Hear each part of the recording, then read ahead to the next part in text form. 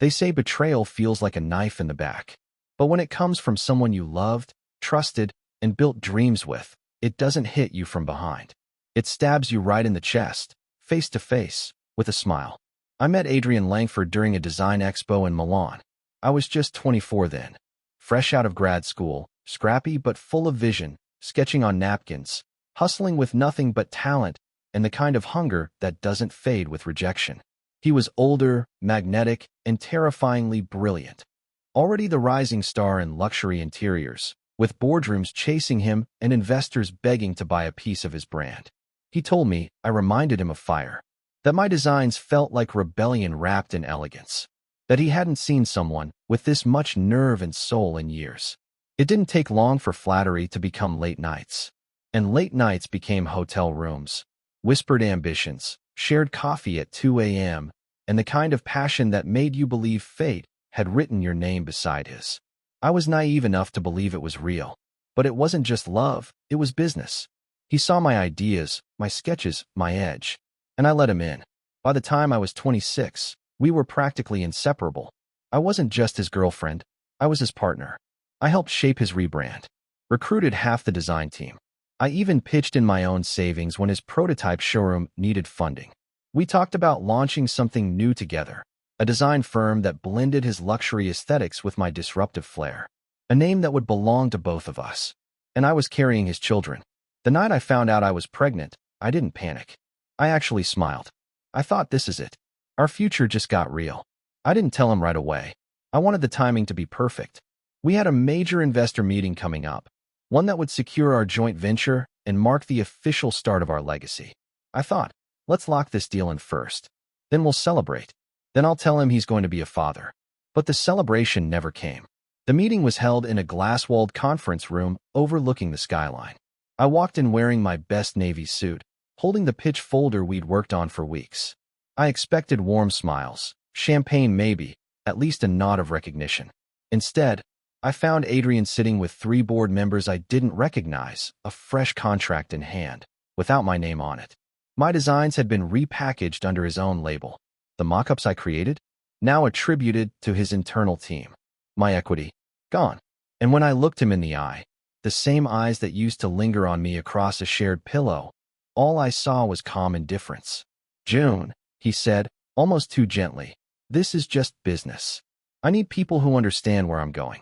You are talented, but I'm thinking long-term. Long-term. I almost laughed. I was the long-term. I was his partner in life, in work, in love. Or so I thought. I couldn't breathe. But I also couldn't break, not in front of them. I gathered what was left of my dignity, walked out of that building, and never looked back. What he didn't know, what none of them knew, was that I was walking away carrying more than heartbreak. I was carrying his twins, and I would raise them alone. And one day, when he least expected it, the mistake he thought he buried would return. Not for closure, but for reckoning. I didn't leave a note. I didn't send a message. No long goodbye. Just silence. The kind of silence that makes people wonder. That makes them uncomfortable. The kind that says you don't get access to me anymore. Not my tears, not my explanations, not even my anger. I packed everything I could into 2 suitcases. My name vanished from the design industry practically overnight, and I let it. I ghosted every client, every mutual contact, every collaborator. The city that once felt like the center of everything suddenly became a trap, and I wasn't about to raise children in the shadow of a man who used my love as leverage. I moved 3 states away to a coastal town nobody had heard of, the kind of place where neighbors still brought pies to new arrivals, where people made eye contact at the grocery store. I found a quiet cottage with cracked windows and a wild garden, and I paid the first 6 months in cash under a different last name. And then, alone, I prepared to become a mother. The pregnancy wasn't easy. There were nights I cried from the weight of it all. Physically, emotionally, spiritually. Twins weren't part of the plan. Single motherhood wasn't the dream. But every kick reminded me I wasn't alone anymore. I taught myself to breathe again, to cook, to budget, to let go. I sold handmade furniture online, took freelance design gigs under a fake profile, built a reputation from scratch, slowly, quietly, not for recognition this time, but for survival. When the twins were born, 2 perfect little girls with Adrian's dark eyes and my stubborn chin, I named them Isla and Rowan, names that held no ties to the past, names I chose for me. I remember holding them both in the hospital, exhausted and shaking, thinking, they'll never know what it's like to be second choice. They'll never cry for a father who couldn't even fight for them. They will never feel abandoned because I'll never leave them. Years passed like seasons. Some days were bright and soft, others stormy and sharp. But through it all, I became stronger than I had ever been. And while Adrian built his empire, posed for glossy magazine covers, dated models and influencers, I was building something too. A home. A business. A life. And I told myself I would never look back. But fate doesn't ask for permission when it circles back around. And 6 years later, that circle would close, not with a whisper, but with a thunderclap. Because my girls had a question. And their mother had unfinished business. I never stalked him. I never Googled his name. I didn't keep tabs. At least not intentionally. But the past has a strange way of bleeding into the present, no matter how tightly you try to seal it shut. One afternoon, while Isla was napping on my lap and Rowan was drawing suns with her crayons, a former colleague from the design world emailed me out of the blue. She didn't know I was still alive in the game. I had changed my name, my branding, everything. But she was inviting a select group of visionaries to a private luxury architecture showcase in the city, and my new alias had apparently made waves. I almost deleted the email. But then I saw the host's name. Langford Group. Adrian. His empire had grown. Yes, but the message was clear between the lines. He was throwing this event alone. No mention of a partner. No co-founder. No significant other. Curiosity is dangerous when paired with pain. I clicked through the press release. And there he was, Adrian Langford in an all-black suit, standing solo on a marble stage, his once cocky smirk replaced with something harder. Tired. Hollow. I read interviews and watched recent clips. His energy was different.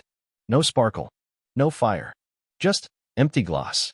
The more I looked, the more I realized he had everything. And nothing.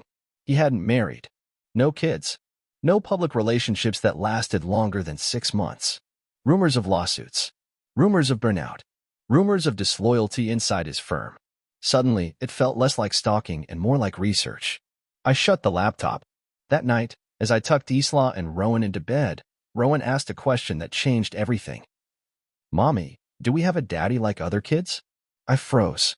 I had rehearsed this moment in my head 100 times, but now that it was here, no script seemed good enough. I knelt beside their bed and brushed a strand of hair behind Isla's ear. You had a daddy, I said carefully, but he wasn't ready to be a father. So I chose to keep you safe. And now, you have me. Always. Rowan was quiet for a long time before she whispered, Can we meet him one day? The question echoed through my chest like a bell. And I didn't say no. Because something inside me had shifted. Not for revenge. Not for closure. But because they deserved to see the man who gave them life, and then walked away before even knowing it. And he deserved to see what he'd thrown away. The venue was cold. Polished. Minimalist to the point of sterility. Exactly Adrian's style, all angles and arrogance, pretending it was elegance. The marble floors echoed every heel that clicked against them, like the building itself was judging the people inside. I arrived under the name J. Ainsley. Hair swept up, matte red lipstick, a tailored black jumpsuit I designed myself. Confidence stitched into every seam. My real identity tucked behind years of silence and a carefully crafted mask. It wasn't a disguise. It was armor. The invitation I'd received, as a rising independent consultant, granted me full access. No one questioned my presence. If anything, they hovered, eager to impress this new name and design, unaware they were speaking to a ghost. And then I saw him. Adrian stood at the edge of the gallery, talking to investors, sipping from a crystal glass, his jawline sharp as ever. But the man I once loved had changed. He looked thinner, like success had been draining instead of feeding him. His smile was the same, but it no longer reached his eyes. He was still beautiful, still magnetic. But hollow. I walked past him once. Then again. He didn't recognize me. Not immediately. But on the third glance, his expression faltered. His words paused mid-sentence. His brow twitched. His gaze locked onto mine like something buried deep had just clawed its way to the surface. And in that moment, he knew. He didn't know how or why. But he knew it was me. He excused himself from the conversation, weaving through the crowd like someone chasing a memory. June, he said finally, breath caught in his throat like the word had rusted. I turned slowly. I go by Jules now, I said flatly. The color drained from his face. Not from guilt. Not even from fear. From confusion. From disbelief. From something he couldn't name, because he thought he'd closed this chapter. Thought I was gone forever. He stammered. I didn't know you. You disappeared. I searched. You didn't search, I cut in. You replaced. You erased.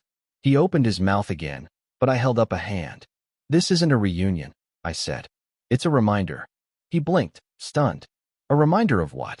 I smiled, soft and dangerous. That you can't outrun what you left behind.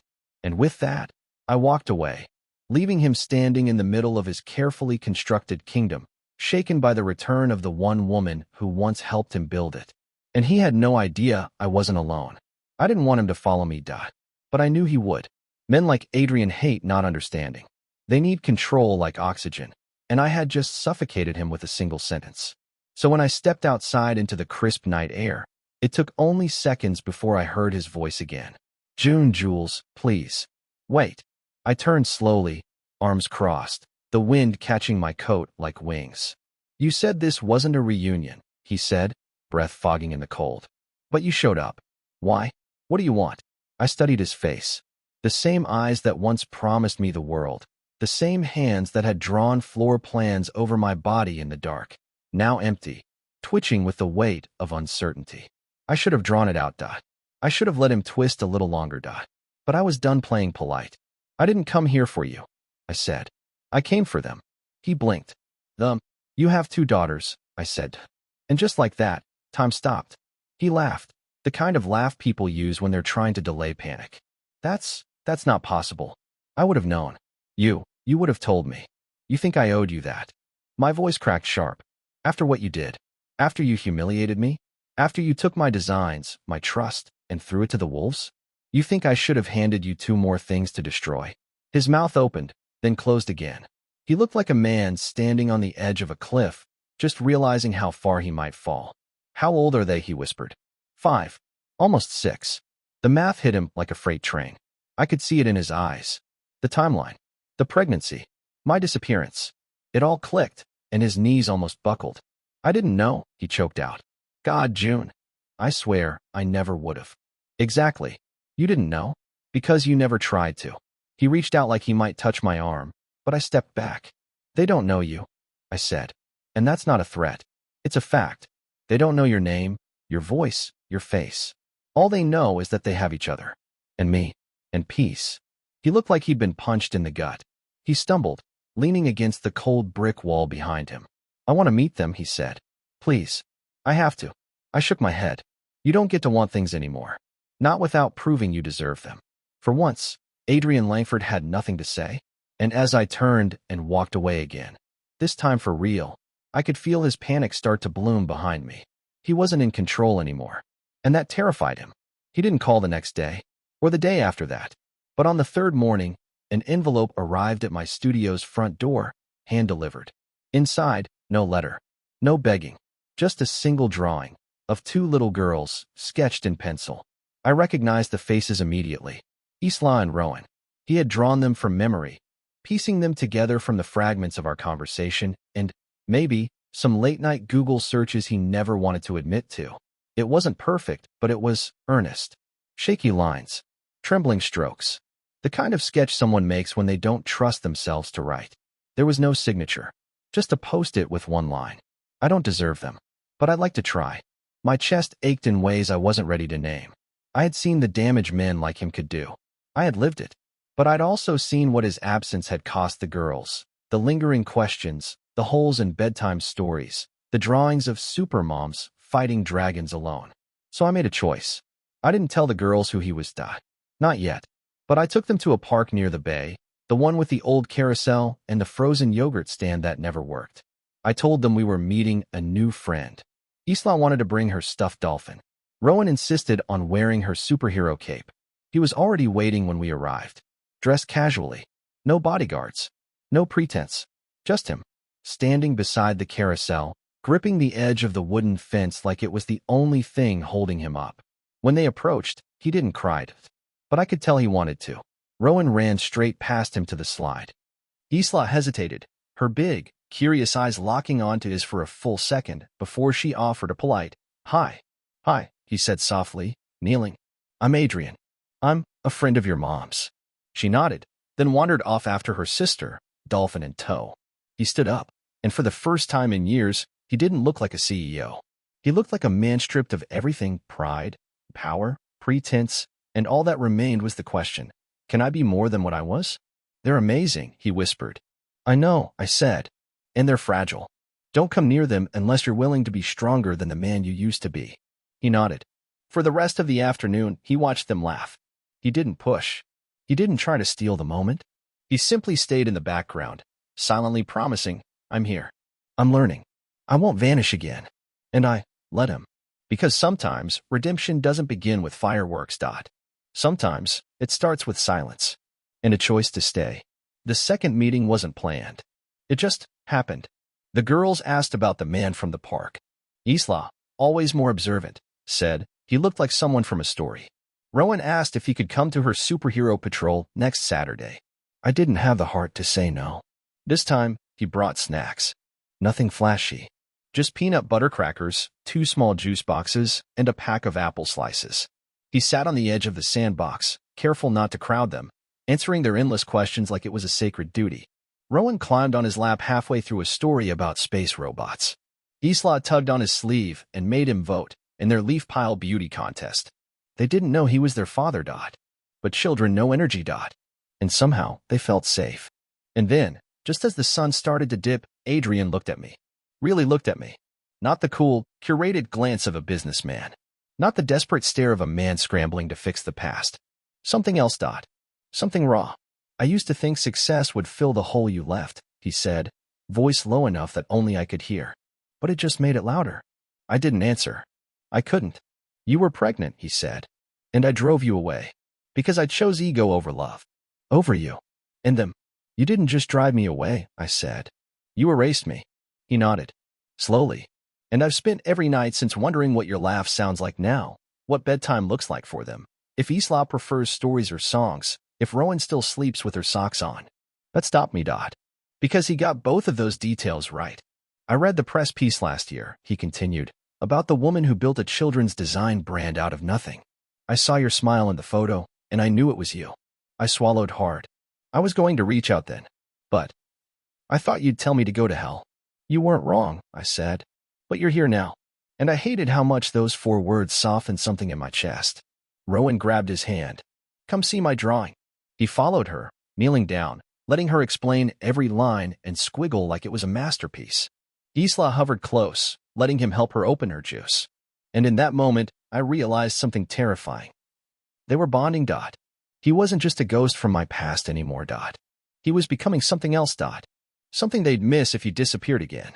So I pulled him aside before we left. "You're not allowed to vanish again," I said. "I won't," he promised. "Not unless you ask me to." And I believed him. For the first time in 6 years, I believed something he said. Weeks passed. Adrian never overstepped. He never called late. Never sent gifts with his name plastered across them. He stayed consistent, showing up at the park on Saturdays, learning how to braid Rowan's uneven pigtails, memorizing the names of Isla's stuffed animals like they were royalty. The girls started asking when Mr. Adrian would be back. Then, one night, Rowan asked, "Why does Mr. Adrian smile when I call him my hero?" I froze. She looked at me with such innocence, and I realized the time was coming. I couldn't keep the truth from them forever. I didn't want to. So the next Saturday, I asked Adrian to stay after the girls had gone to bed. We sat on my porch. A storm was coming, wind rustling the branches, the kind that makes you want to speak carefully. "They're ready," I said. He didn't ask what I meant. He knew. "I'll follow your lead," he said. "I'll answer what they ask. And I won't lie." And so we told them. The next day, with quiet care and warm cocoa in hand, we explained who he was. That Mr. Adrian wasn't just a nice man with good stories. He was their dad. Their real dad. Isla blinked. Rowan looked between us. Then Rowan asked, "Does that mean I can call you daddy now?" Adrian cried. Not the elegant kind. Not a single tear. He wept, shoulders shaking, holding them both like the universe had cracked open and given him a second chance. And from that day forward, things weren't perfect. There were questions, growing pains, complicated conversations. But there was also laughter, dinners, school pickups, a dance recital where he cheered louder than anyone in the audience. Eventually, I let him back into my heart. Slowly, cautiously, but fully, because people don't always deserve second chances. But sometimes, they earn them anyway. And maybe this isn't a fairy tale ending. There's no castle, no dramatic music cue. But there's love. There's trust rebuilt brick by brick. And that's real. That's enough.